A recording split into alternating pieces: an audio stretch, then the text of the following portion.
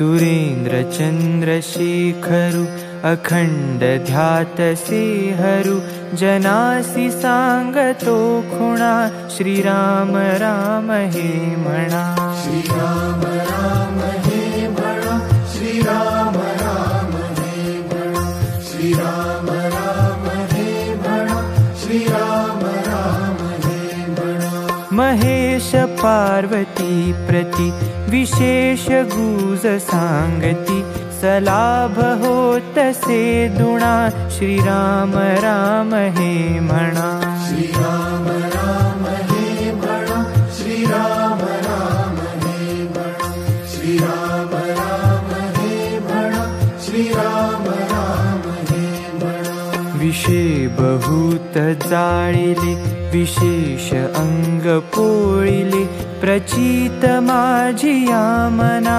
श्रीराम राम हे म्हणा श्रीराम राम हे म्हणा श्रीराम राम हे म्हणा श्रीराम राम हे म्हणा श्रीराम राम हे म्हणा विशाळ व्याळ व्यस्तकी नदी खळाळ मस्तकी ऋषी भविष्य कारणा श्रीराम राम हे म्हणा श्रीराम राम हे म्हणा श्रीराम राम हे म्हणा श्रीराम राम हे म्हणा श्रीराम राम हे म्हणा अपाय होत चुकला उपाय हा भला भला नसे जयासी तुळणा श्रीराम राम हे म्हणा श्रीराम राम हे म्हणा श्रीराम राम हे म्हणा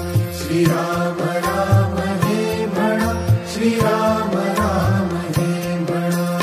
बहुत प्रयत्न पाहिले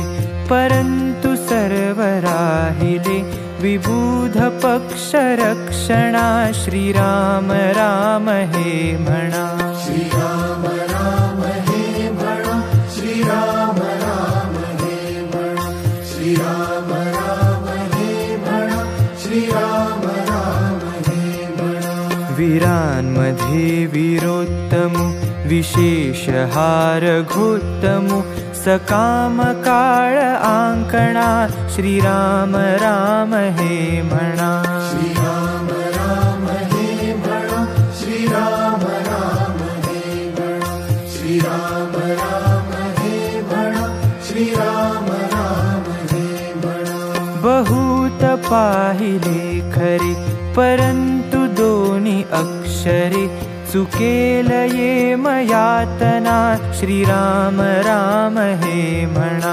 श्रीराम राम हे म्हणा श्रीराम राम हे म्हणा श्रीराम राम हे म्हणा श्रीराम राम हे म्हणा मनी धरुनी साक्षपे अखंड नाम हे जपे मनांतरी क्षणा क्षणा श्रीराम राम हे म्हणा श्रीराम राम हे म्हणा श्रीराम राम हे म्हणा श्रीराम राम हे म्हणा श्रीराम राम हे म्हणा देहे धरुनी वानरी अखंड दास्य मी करी विमुक्त राज्य रावणा श्रीराम राम हे म्हणा